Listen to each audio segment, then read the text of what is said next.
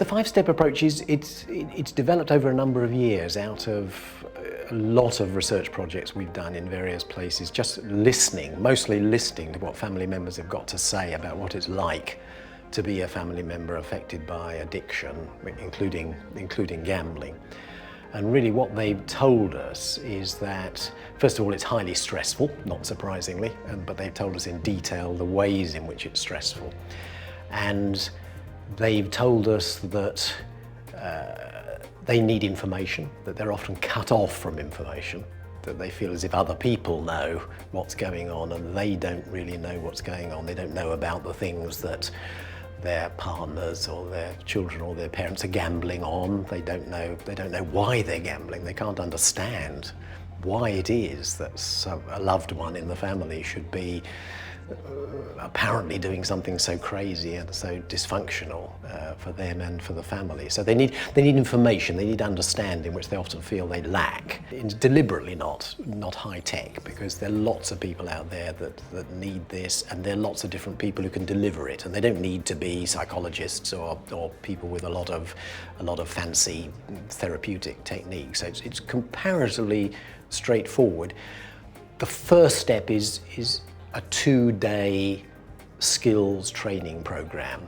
All addictions tend to be hidden, because it's something people are not proud of. So people are usually very much in two minds about it, and they don't.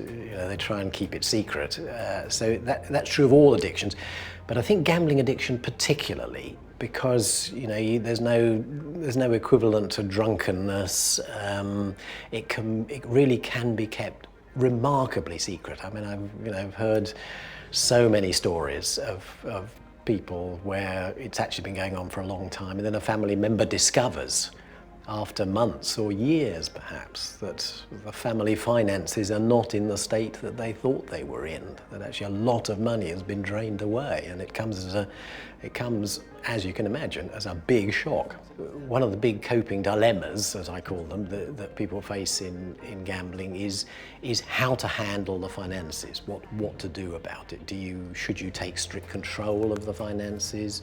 Should you start putting rules in place that you're never going to lend money to the person who's doing the gambling? That's a big one. That really is a big dilemma that almost all family members face.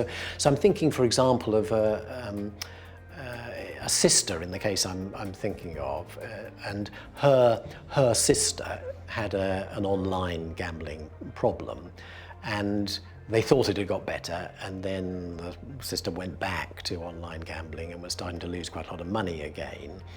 And the sister said to our family member, her sister, can you bail me out?